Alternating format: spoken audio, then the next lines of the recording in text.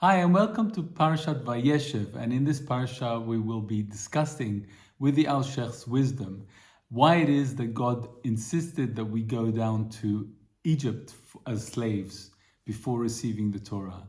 It's also a masterclass in how God guides us to our final destination through the whispers of angels, but without affecting our free will. And before we go, let us just look briefly at the first pasuk, which says as follows: Vayeshev Yaakov be'eretz migurei aviv be'eretz Kenan ve'ele toldot Yaakov Yoseph ben 17 shana. And the Alshech asks the question, we see from this pasuk that all that Yaakov wanted to do was to sit in tranquility, having had so many challenges in his life with Esav, with Lavan, with Esav confronting him last week, and also with Dinah in Shechin. I mean, all he wanted to do was, after all that, was just to sit quietly. And why is it that he's not allowed to do that? The Alshech quotes a Midrash that feels very upsetting to me when I hear it. It says like this. It says, Yaakov sought to dwell in tranquility, and as a punishment for this, the terrible episode of Yoseph being sold as a slave by his brothers sprang upon him.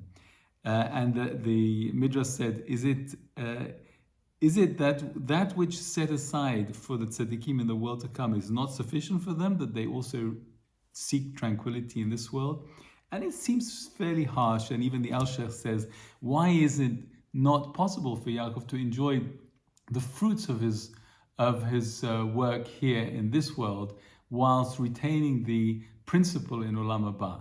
And the Alshech explains that one way of looking at this is to say as follows: if you have a machine, let's say, that converts one apple to 100 apples, would you not use the machine to convert whatever apples you have?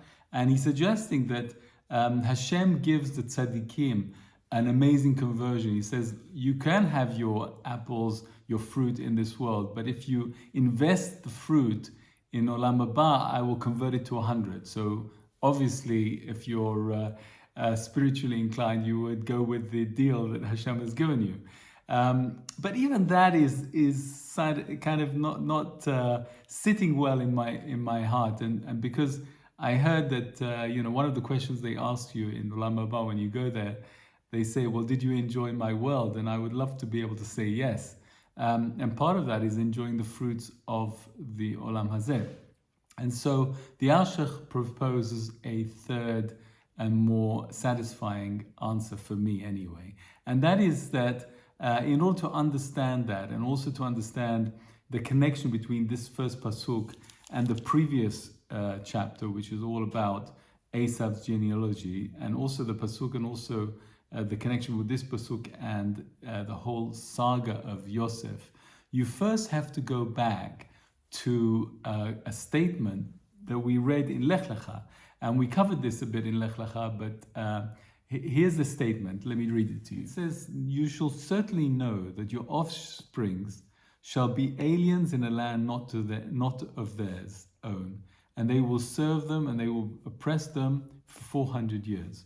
And so God in his kindness wanted to give us the Torah and wanted us all to benefit from the Torah. And in order to do that, he had to remove all the pollution of this that the snake had given to Adam and Chava. And he had to do that in a very short period of time. Instead of 1,000 generations, reduced to 26 generations, and actually just the generations from Avram to Yetziat Mitzrayim.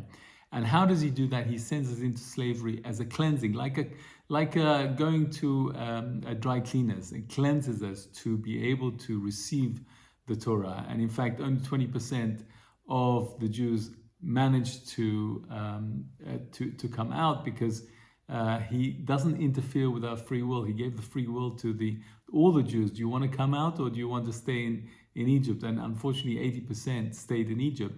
and they died there in the darkness. So we see from this pasuk that the period of 400 years is broken up into two parts. The first is talked about in the singular form, Zeracha, which is when Jacob and Yitzchak will be living in Eretz Canaan as strangers.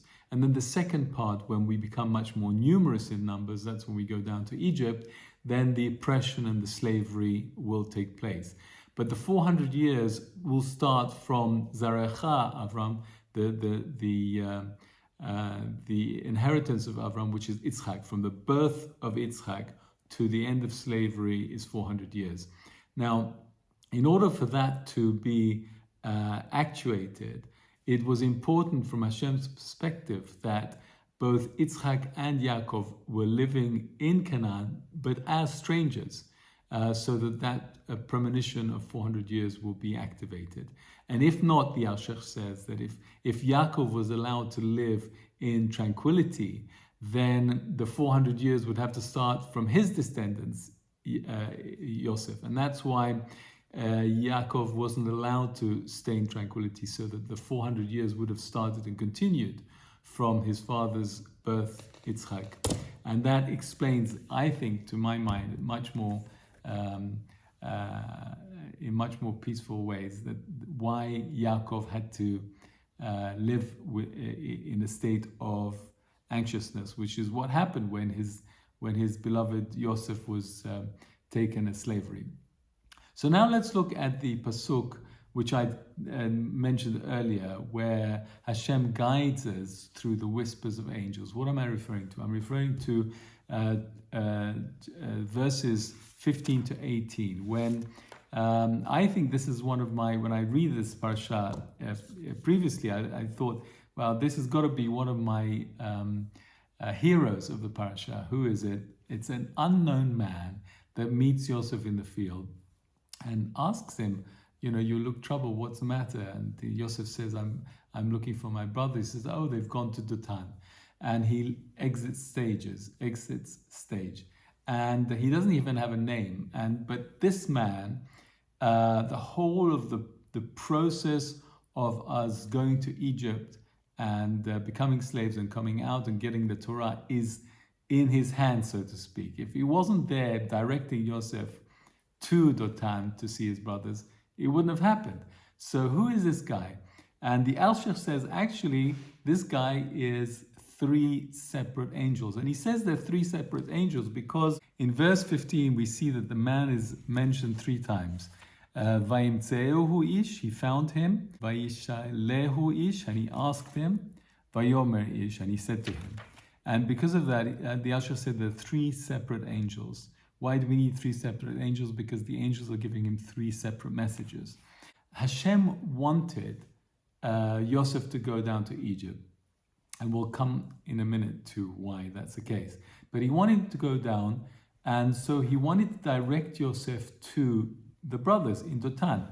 But he didn't want to scare Yosef off in telling him that the brothers are no longer feeling brotherhood to him. Because had he said that in the first two angels, he would have just gone back home. Why would he put himself into danger? But God wanted to direct him and change his attitude to the brothers so that they wouldn't kill him and that he would be sold as a slave. And let's have a look at the wordings itself and the messages from each angel. The first message, Vayimtzehu ish, he's found him in the field, lost in the field. And the word here is basadeh, as if in the field, as if it's a well-known field. What is this field? And this answers the question, why is it that Yosef was so confident in going to see his brothers, even though it was like a trap? He was confident because he was holding on to the dreams that in the field, the shafts of the brothers will be bound down to his. And this sort of, not cocky, but confidence enabled him to go out there. So the first angel who found Yosef lost in the field, his message to Yosef was, don't rely on your dreams. This is not the time when the dreams are going to come into truth. Beware not to be reliant on those dreams. And the second angel, his message was, what are you looking for? And it's a wonderful question. The Alshech said, why would an angel ask somebody what he's looking for? Surely he knows what he came down for a mission, and he knows what Yosef is looking for. But he's seeking Yosef's consciousness of what he's looking for. And the question is really, are you looking for peace or for war with your brothers? And he says, no, I'm looking for my brothers. I want to be in peace with them. So the second angel said, okay, if you're going to be in peace with them, if you're looking for them in peace, then you'll be saved. Go ahead. And the third angel tells him explicitly what the state of mind of his brothers are. He says that in two different ways. Firstly, he says they have moved away from here. Mizeh na'asu. And the Alshech said, Mizeh, Zeh is the number 12, Zayin and Hey. And they've moved away from the 12, from the brotherly 12. And they've gone to Dotaina. Dotaina is spelt with a yud, unusually. It should be Dotan. And the Alshech said it's spelt with a yud, specifically in this case, to say that the brothers are looking themselves as reuniting as 10 brothers and eliminating, so to speak, the two brothers of the sons of Rachel. And so for this reason, please be aware, Yosef, that you're going into an environment that they are not looking at you very kindly. And so you have to change your attitude. What was your attitude before? Your attitude before was an attitude of being superior to them, as described in the dreams. And you have to put that to one side and actually become subservient to them. And that's exactly what Yosef did. He went there and he begged for them for mercy. And as a result of that, they found the mercy within their heart, and they decided not to kill him after all, but to sell him as a slave. And the reason Judas encouraged them to sell him as a slave is that they knew that anybody sold as a slave to Egypt would never rise to become a king. And so that was definitely how the brothers dealt with this threat that they saw that Yosef was going to be a king over them by putting him to a slave.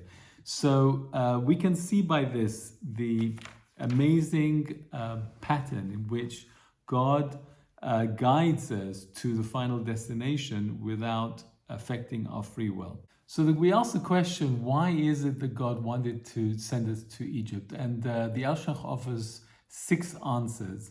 The first 2 are the main ones. He says that really Yaakov was destined to go back down to Egypt in chains, as would be correct for somebody going into slavery.